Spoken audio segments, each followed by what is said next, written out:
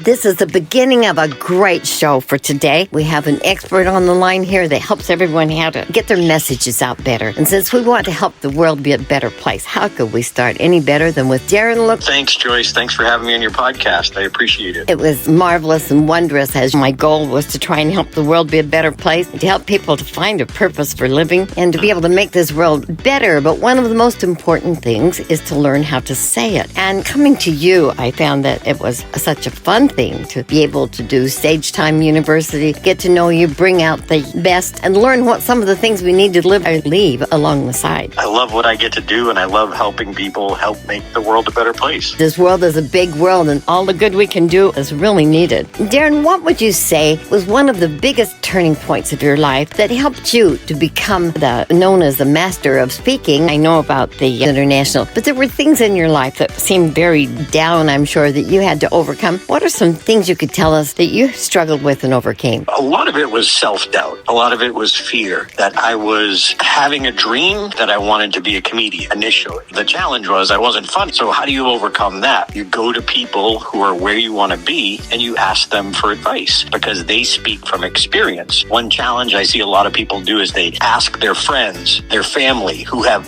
no experience in that area. And it's just bad because well-meaning people will train the dream out of you. They'll talk about realism. I really had no skills. I had no stage presence and I wasn't funny. But when I went to my mentors, people who were headliner comedians in Boston back in the day, and I asked them for their advice, they said, okay, you got to get on stage every day. Any day you don't get on stage is a day that you don't grow. I'm thinking, but don't I have to be good? Is it no? You have to go up to get good. So they helped me with my belief and my courage, but it was the actual action of facing my fear and going up, even though I wasn't funny, that helped me to build my self-belief. And that was crucial. It was definitely my first mentor who really encouraged me and said, look, you can do this. Here's what you need to do. He said, stage time. Another one said, hey, you got to go get this book. I'm like, book about stand-up comedy? Of course, there's books about everything. But when someone is where you want to be and they have experience in that area and they say,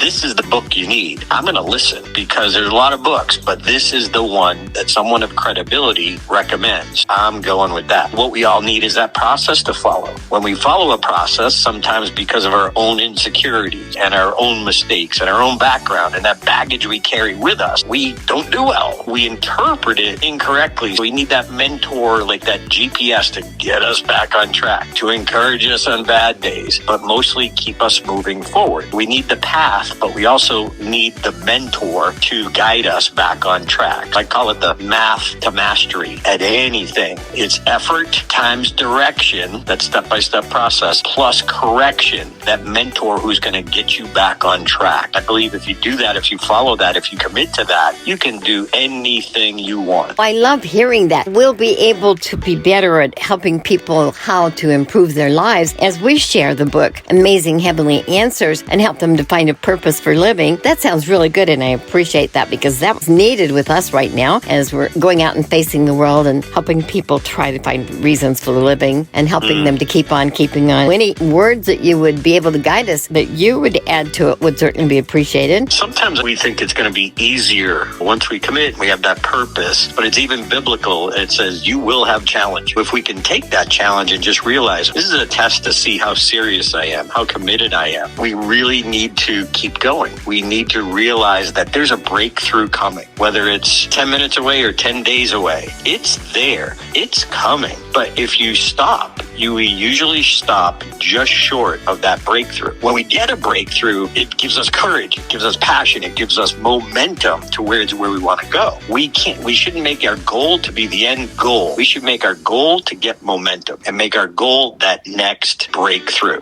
And that's going to catapult you forward for a little while until we focus on that next breakthrough. That's really good advice. I appreciate hearing that. And I'm sure that we'll add that to what we're doing with people now on the website and also with the personal encouragement. Do you have some other tips for us at how we can maybe get the message out? I know that a lot of nonprofits are getting their message out and others are having difficulty getting the message out. How to help people to know that as they give, so shall they receive. As they help someone else and they're helping themselves, all benefit. I think one of the big things when I've helped people who are like CEOs of nonprofits, it's how do you tell that story of the nonprofit? How do you tell that story? Because that's going to be the difference as to whether people donate, even if it's a fundraiser. It's the story that is the key to growing that business. How good are we at telling that story? When we tell that story, do people want to hear more? Do people want to come to our aid? They want to come to our side? Do they want to help us? Do they open their wallets and give to us? Do they tell their friends about us? If you're telling your business story or your nonprofit story or your fundraising story and you're not getting that kind of response, you just need to fix the story. Like one nonprofit that I worked with, their CE, there was a story that they told their fundraiser, and it was a place who helped abused and battered women and children. They had a story about one of the people that they had helped. It was good, but I showed the CEO a few tweaks to make in the story to make it more emotional. Emotion makes us move. If our stories don't have that goal of eliciting emotion,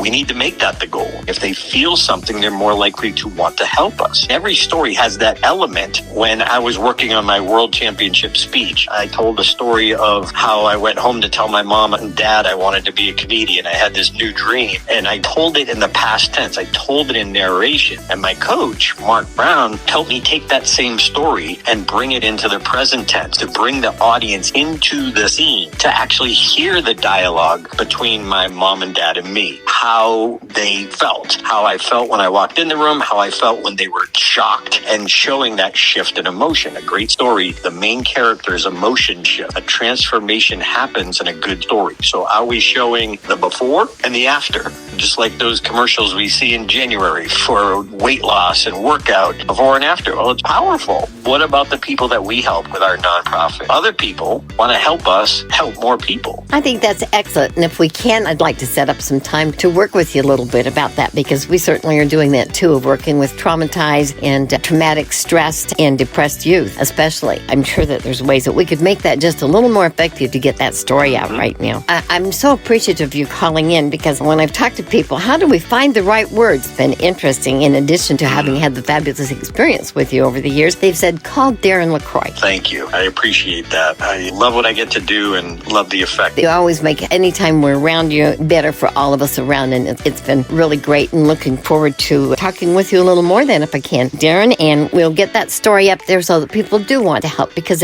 other people helping other people make a big difference. And I would really enjoy that if we could maybe help make the story a little more interesting. Always a powerful way to help build a business, help funds, but just it goes down to that story. And some people know how to tell a story, and sometimes we're so close to our own story, we miss some of those critical elements that really can make a difference. For example, one of the things I did, I told it in the past tense, it was narration. If we can bring it to the present tense and it turn the narration into dialogue, that's huge. When we hear people speaking, not telling us about something that happened in the past, but bring us to the moment so they can witness the story firsthand, like they were standing there in the room. That makes it so much more powerful. Do you have a hint as to how to do that? For someone who has that, we worked with, we had some children from some of the countries where they had been adopted and really terribly mistreated. And in working with them with a positive mindset and some of the unique special ways that we have, they've come around and they actually are now helping other people. But making that in a story so someone realizes it, to want to help keep on keeping on, that would be good. If we could maybe talk and find a way to make that so it's more of an on-site story, present tense. Is that what you're saying? We look at some of the characters. We want to personify. We want to personalize our stories. Maybe we have 2 or 3 stories about 2 or 3 different people we help. What was their situation before? And let us picture the person. They were sad. They always wore a frown and had tattered clothes. Get us a description of them, of a visual and of a physical appearance. We can picture the characters. And then after you help them, what's their life like now? Here's what they say. Man, Joyce, you and your organization have given me hope, have let me feel alive again. When we hear a character talk, that's the dialogue that goes much further or farther than they're now happy. That's a very good one, because I did have that very thing happen when they were telling me now they could communicate with your family, whereas before they felt they had to hide in a corner and couldn't talk to them as they were adopted from that terrible circumstance. Very we good. want to hear that character talk. What was life like before? What was life after? What was life like after? And in the middle, the transformation is because of your organization, because of what you do and how you do it. That helps execute the transformation. But what we need to see is the character is different at the end of the story. Whether it's them talking or someone else observing what they see in the difference in the person. That works too. We got to look at our stories and all the different possibilities. But what happened? Most people, just like me, I was a speaker for 7 years. I didn't understand. This wasn't even on my radar screen. I just thought a story was a story. And so I just tell it. But it wasn't until I finally got my coach that he said, we need to bring the audience into the scene. On the end, for example, if you were standing there next to me, bring the audience into the scene, you would have heard her, him, Joshua, Jill say, if you were standing there next to me, puts the audience in the scene to witness the dialogue. Let me ask you about some of them that just have at the end, they have on the website where they get them to do so much a month. They help with it, like you see on TV, some of these quick commercials to help because they need the funds right then, which is what we do when we do the book and do so much for them at that time as they're needing the help. But would you say that needs to be a short story? Do you have any idea how long that would be where it's on the internet? You want it as short as possible, but as long as it needs to be. I love to say it has to be 3 minutes long. It's different. It needs to be compelling. There shouldn't be any boring parts. It needs to remain interesting. How do we do that? As long as we're keeping the engagement to the listener and we introduce the characters, we let them know about the conflict. And one thing you could do is now escalate the conflict. It got worse. Done. So maybe on the outside they had physical impairment, but on the inside, maybe someone else was putting doubt in them. One could be an outside effect, one could be an inside effect, but both of them make it work. We call it escalating the conflict. The person hearing it or deciding to donate they feel more of the person's problem and pain. It's about emotional connection. I appreciate that. And you've given us some great hints how to do stories. And what's some of the main things you would say how to have a bright day? What would you give our listeners end statement here of how to have a bright, happy day? It's what do you focus on? Where is your mindset? If you're listening to negative news all the time or drama TV all the time, it's going to affect what are you focusing on? Are you taking some moments of gratitude, looking at the positive? You might not have enough money to pay your bills, but guess what? You got some money enough to eat. That's really helpful, Darren. I think cheered our day. And a lot of us know that, but myself included, we need the reminder. We also give out how to have an awesome day and teach the youth that in order to have an awesome day, because as we help ourselves. We're looking forward to seeing you again soon and appreciate you coming on, and we'll see how this goes and how well this did. Look forward to hearing from you again. Thanks, Joyce. Thanks for having me. And if you're listening to this, please focus on the positive, find that mentor, put in the effort, and follow the proven process. Thank you so much. Talking with you again. Have a great day. Thanks, Joyce.